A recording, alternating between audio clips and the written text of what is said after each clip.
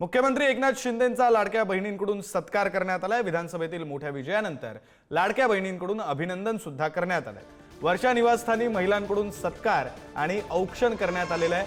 दरम्यान यावेळी बोलताना लाडकी बहीण योजना सुपरहिट ठरल्याचं मुख्यमंत्री एकनाथ शिंदेंनी म्हटलं। तसंच लाडकी बहीणमुळे विरोधकांना धडकी भरल्याचंही शिंदेंनी म्हटलं।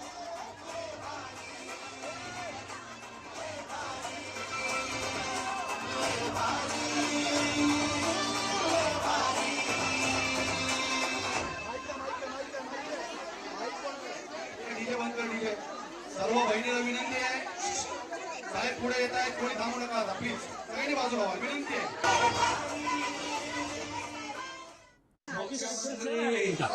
कृष्णा लाडकी आणि विरोधकांच्या